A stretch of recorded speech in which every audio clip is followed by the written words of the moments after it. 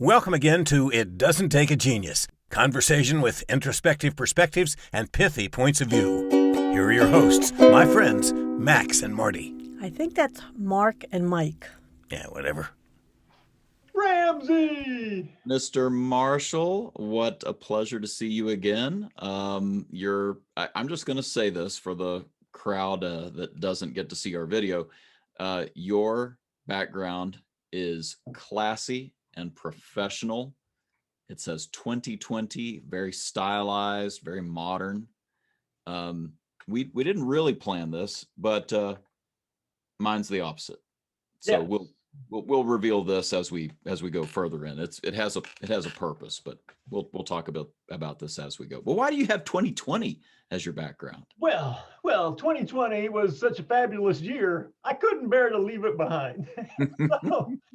Okay, that's not it. So no, 2020 is, we're going to talk about the 20 habits from Marshall Goldsmith. And everybody gives you the 20 habits, here's the things you need to do.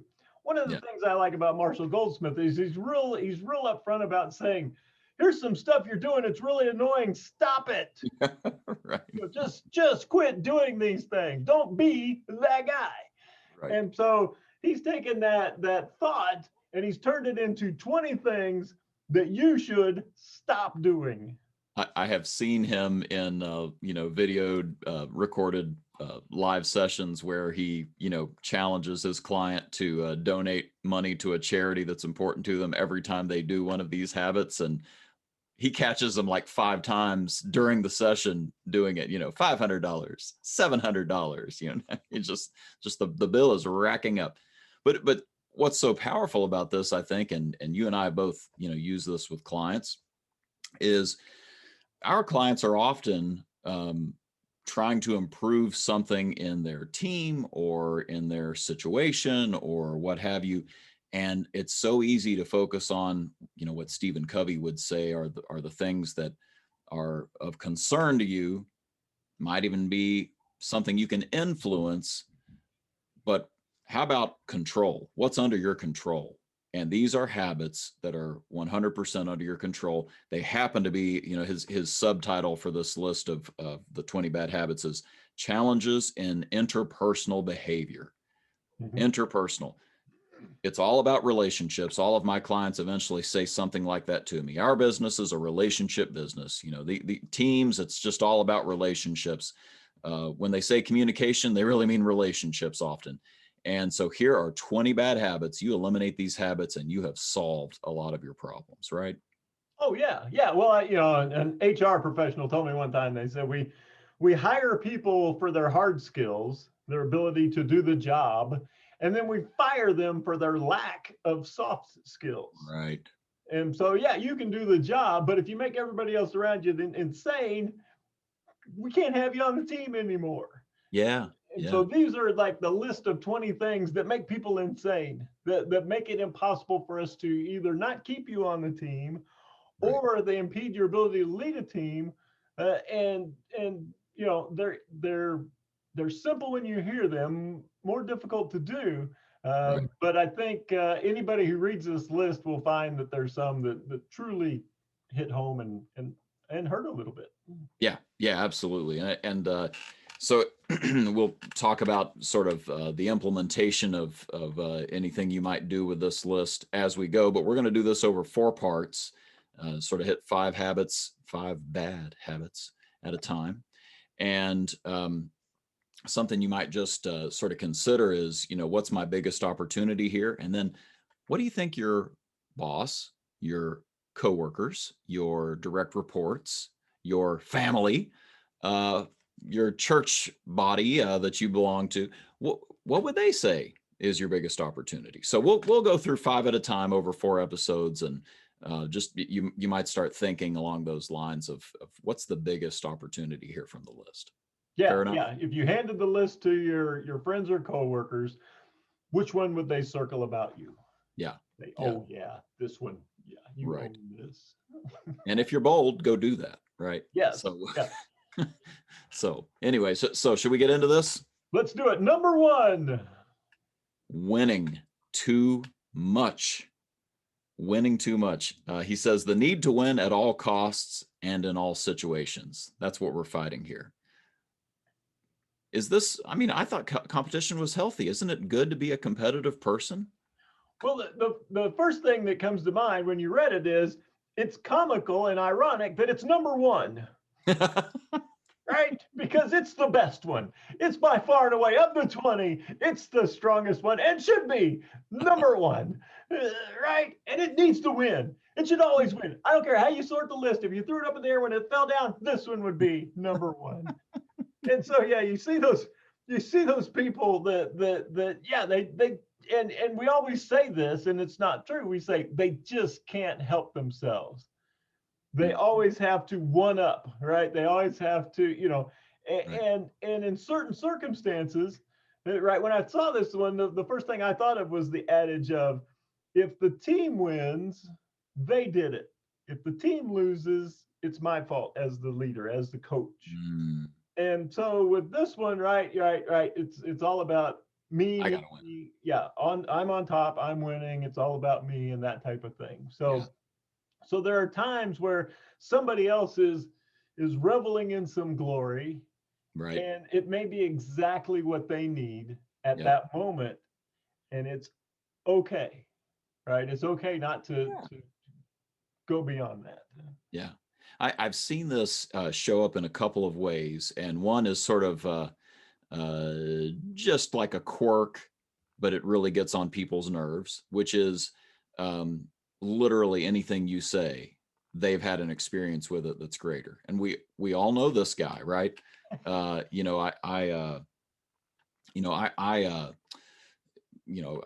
saw some deer behind my house. We have a herd of deer behind my house. It's a herd. It's wild. Sometimes they'll come right up to the bird feeder. I've literally fed them from my hand. It doesn't make any sense. It's not important. You can sort of roll your eyes internally and move on. But that guy's not fun to work with.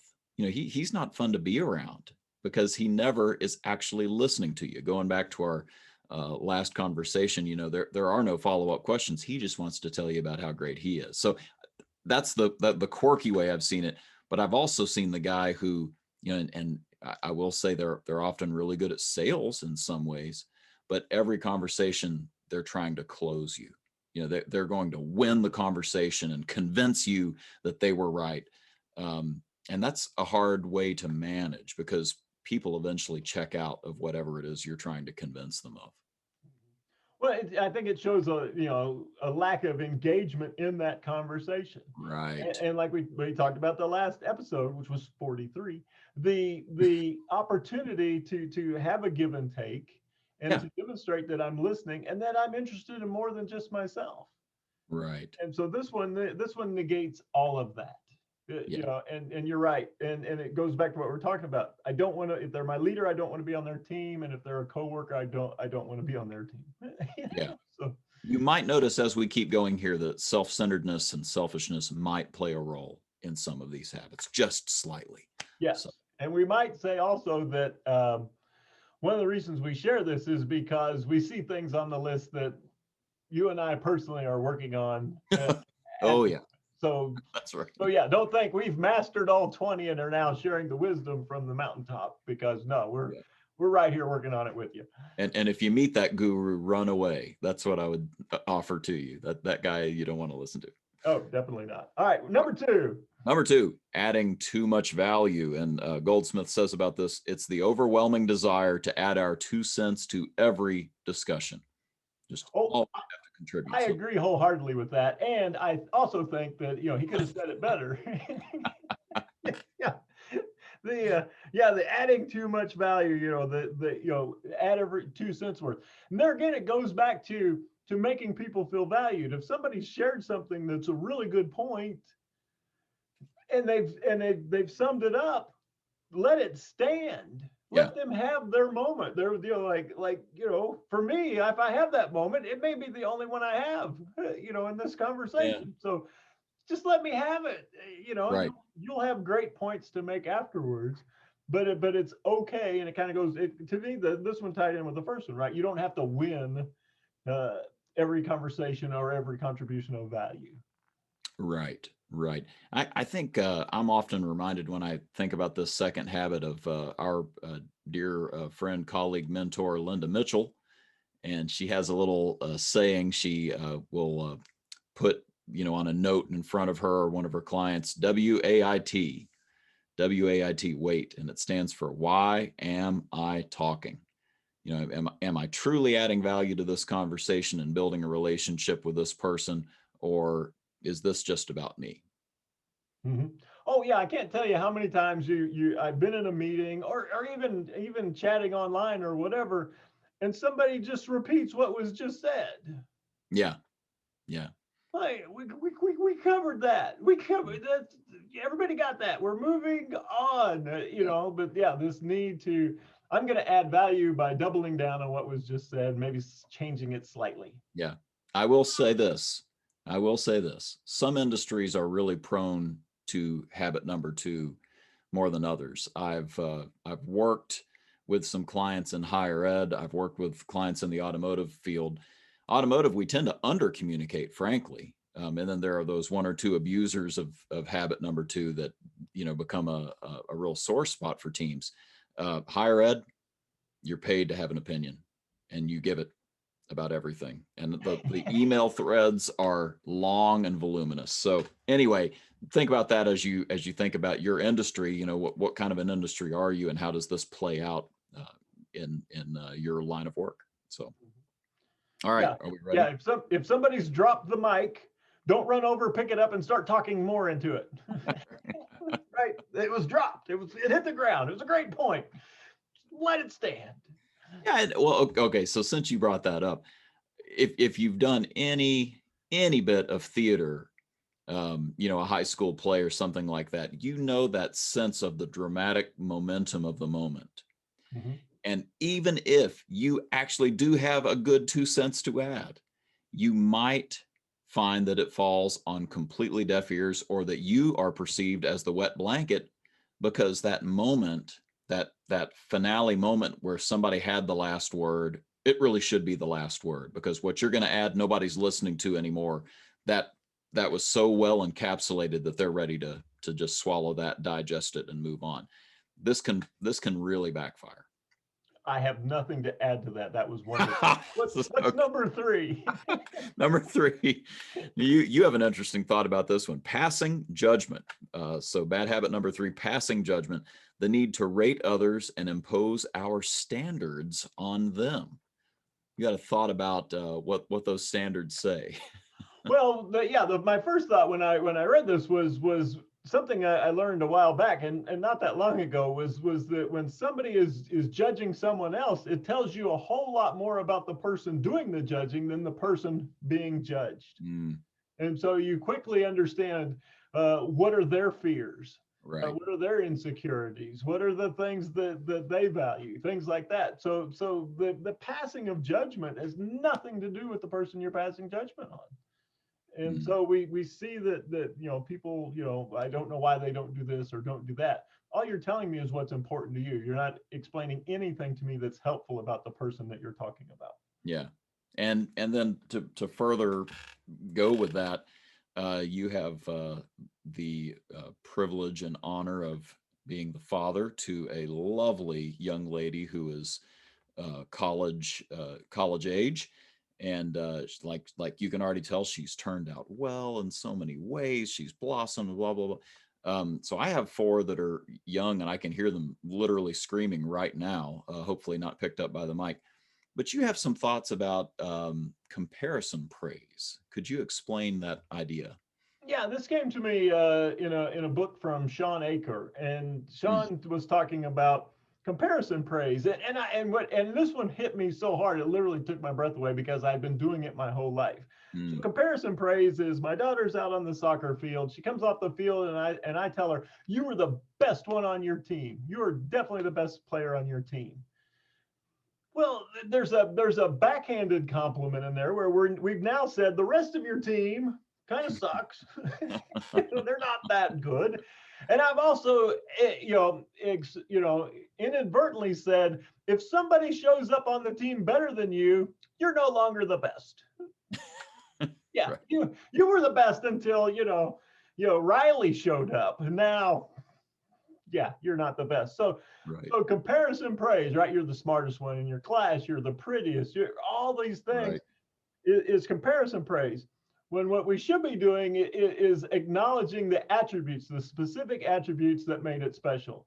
Hmm. You gave it 100% on when you're out on the field today. Yeah. You caught up to the ball quicker than anybody. I saw you executing some of what the coach was talking about.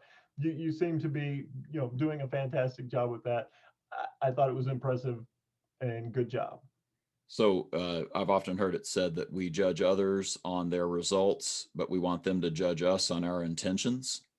And that's a little bit of what's going on here. If we can flip that around, and instead of making these judgments about you were number one, you were your results are what I like. Sometimes those results are not under your control, the way habits are, like these 20 that we're discussing here. And there are good habits. You were diligent, you tried really hard. This is I feel like we're also referencing Generation Me, the book about millennials. It's a phenomenal book. But she talks about that recognizing them for their effort instead of recognizing them as just, you're very smart. That's a judgment call that maybe isn't fair to all the different parties involved. So anything else on habit 3? But just think about, what are the activities that if they were done more would lead to success? Yeah. So in our soccer example, all right, using your left foot more. In this game, you used your left foot, great. quite a few times. Fantastic job passing the ball, right? Because we know if we master these activities will add up to success, and they will be, whatever accolades that are to be earned. And so yeah, just think about, activities that lead to success. Let's talk about those and congratulate those. Yeah, that's great. Okay. Right, number 4, making destructive comments. And Goldsmith says the needless sarcasm and cutting remarks that we think make us witty. Right. Well, would like to meet the habit that I'm working on. We've arrived. Here it is. Yeah, you're doing a fantastic job. Yeah, well, and there's a word in there too that he uses, right, that makes you sound sharp and witty. All right, and so the word sharp goes directly to, and I think it's an ancient Greek word. This is something Pamela Cole taught us, that the root word is, you probably know it, sarcasm or something like that. I don't know. Which the root of this word, the actual definition is to wound and confuse. It's to rip and tear flesh. Yeah. Right is what the word means. And so Pamela, she's really good at, and I took this to heart because this is something I've been working on diligently, is that when you use sarcasm, especially as a leader, all it does is it wounds people. All right, so you've now injured their psyche, you've now put them below the line, and you've confused them. I don't know if you're serious or not. Great job with your appointments. Okay, you just slapped me around a little, and are you really upset that my appointments are low, or were you just trying to be funny? I don't know. So now I'm wounded and I'm confused, and I don't know a lot about teamwork, but a wounded and confused team member probably is not a giant attribute to the team. Yeah. That was sarcasm. Well, the time that I've seen this play out literally in that respect of confusion, there was a person in the workplace who really thought there should be a zero sarcasm policy. And you just say that out loud in a car dealership management meeting or a sales meeting and just watch the tears flow from the laughter. I mean, it's just no sarcasm, or you'd shut us down, And so I repeated this to a manager, and the manager said, "Oh, you know why she doesn't want sarcasm? Because she doesn't get the joke." And I thought about that. It was said in a way to be funny, but man, that's so true. And that was a valuable team member. So are you willing to slow down your wittiness for the sake of making sure you have everybody on board? I don't really know how to implement this other than you'd have to get everybody on board that this is going to be a policy. But I think this is a tough one, and I think it really speaks to our modern age because we are a jaded, sarcastic bunch of people. Oh, definitely, definitely. And I saw a group that tackled this, and instead of calling it sarcasm, they called it zingers. Yeah. And so they had a zinger free zone, and then they had, same like when they were trying to quit cussing, they had the cuss jar, and you had to put in money every time you cuss. They had a zinger jar. Yep. And so, Saturn stores used to do that. Yep. And so they'd start to put in the money, and then they'd use the money to buy pizza for the team members or whatever. So something magnanimous. So, but all it did was it raised it, and it worked from the standpoint of it raised awareness, it raised consciousness of, oh, I did it again, and I need to stop. And some managers, when you talk to them about this, they see it as a legitimate leadership tool. Yep. And so you have to break the mindset of this is only wounding and confusing people. It's not, they don't know if you're serious. They don't. And then when you are serious, they don't know if you're sarcastic. To take your example of the lady, some people are very literal. Yeah. They don't get it. And so now I don't know, okay, now I'm trying to process this. Were you really being sarcastic, or is this something that if I don't fix it, you're going to fire me? Yeah. I don't know. Right. Now I have to go ask other people. And if I ask you and you give me another sarcastic comment, I'm never asking you again. So, and here's one final thought on this. This isn't your marriage partner. Okay. To combine a couple of these habits here, I have passed judgment on previous girls that I was considering dating by if they understood and laughed at Far Side comics. Now, it's not like I had a test where I, passed them out, but I just know, I was like, this is the kind of girl who doesn't get Far Side. I don't think we'd have a long-term future. Now, look, that's because this is the person I'm going to live with who needs to get me and vice versa. But I've got a whole team of people around me that don't need to necessarily get my inner soul to work with. And so I need to be willing to meet them and have harmony with them in some way so that we can be a team. I think this is a big one. Oh, yeah. No, I think you're right. I think it's huge. And I'm not going to add any more value to what you just said. So, I'm working on it, brother. I am working on it. All right. Number 5. Number 5. Welcome to my background. It is a picture that my wife sent me. She got in the van with all of our children, and they were all giggling hysterically. And she said, what have you done? And one of my sons busted out with, I wrote butt all over the back of the car, except he didn't because he spelled it B-U-T, not B-U-T-T. So the whole of the back of our van is just a series of objections to the people behind us. But I have to say, but, and that's actually, that's the habit 5, starting with no, but, or however. The overuse of these negative qualifiers, which secretly say to everyone that I'm right and you're wrong. So using no and but and however to basically just point out to everybody that you're right and they're wrong. Well, Mark, that sweater looks really good on you, but yeah. It's like, oh, here it comes. Oh, yeah. I worked with this other group and we called these, we had a different term for it. We called it verbal erasers. Oh, that's good. So it was a verbal eraser. So that sweater looks good on you, Mark, but means we took out the butt is the eraser where we took out and then we erased the sweater looks good on you. Yep. That is verbally erased. And language really matters. Yeah. Now I'm going to tell you the truth. Right. I'm getting ready to lay some truth on you. Yeah. But it makes you look washed out and skinny. It's like, oh, what happened to good? Where'd that go? Yeah. It's so true. And I do think that this is part and parcel with the sarcasm we just mentioned, because again, we're confusing people with these words. You know, did we mean the first thing or the second thing? We really meant both if we were sincere about this. You know, Mark, the sweater looks good on you, and you need to know that it makes you really skinny, so you might want to consider adding a jacket, or you know, whatever.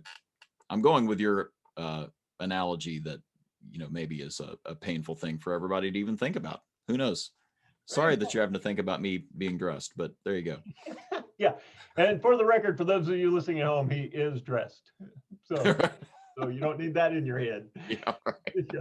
Well, and we've used it, we used it in one training program where we were talking about, right, how do you, if you're comparing, you're a salesperson and you're trying to talk about the competition, there are a bunch of nice guys over there, but you're right. Now I'm getting ready to, to trash the competition, or I'm about to say I'm better than them. Yeah. And so what we worked on was if you can't use but or no or however, how do you transition? And what we came up with is, those guys are great. There are some important differences.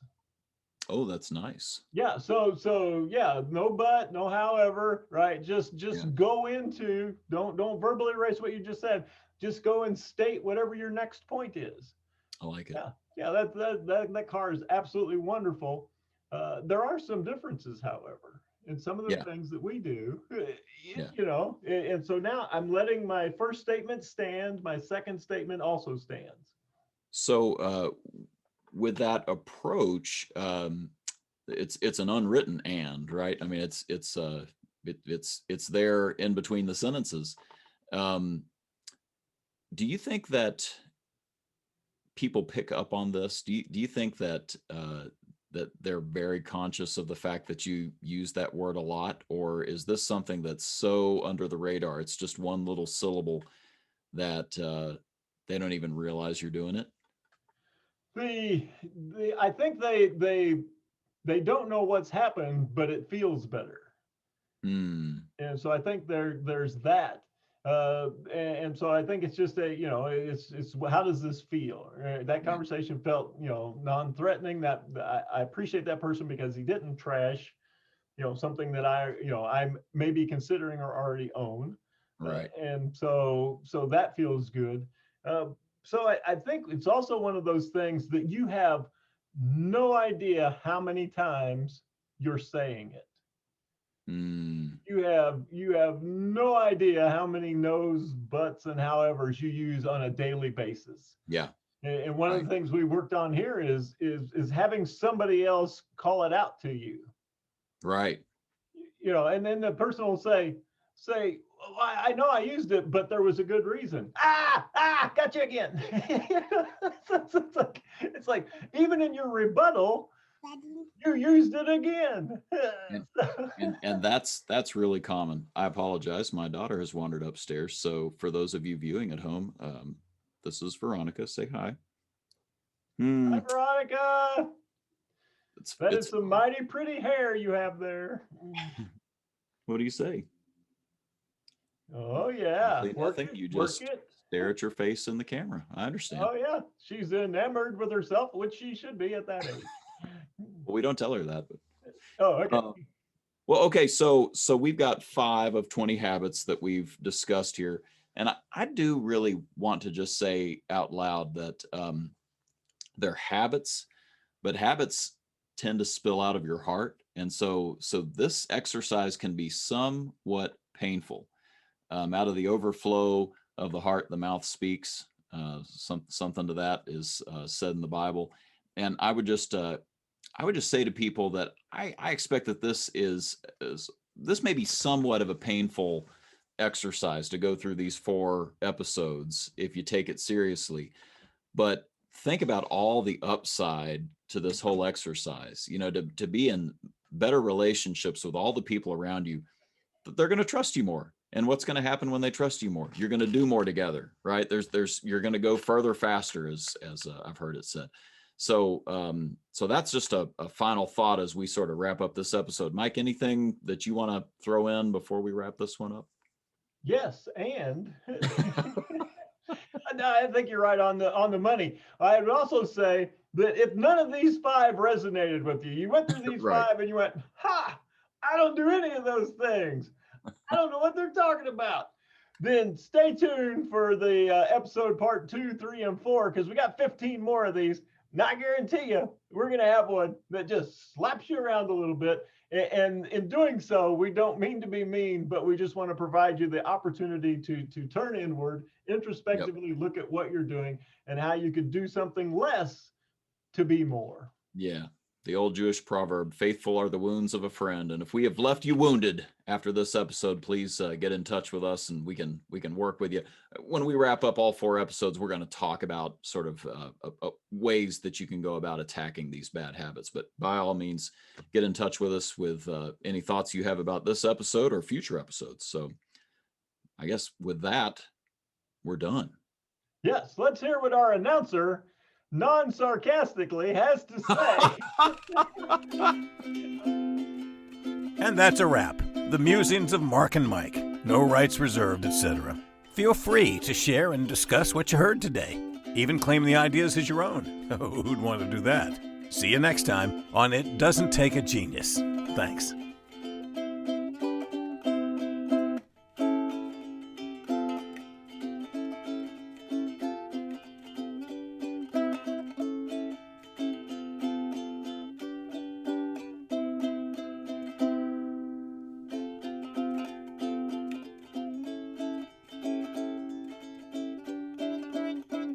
That's good enough.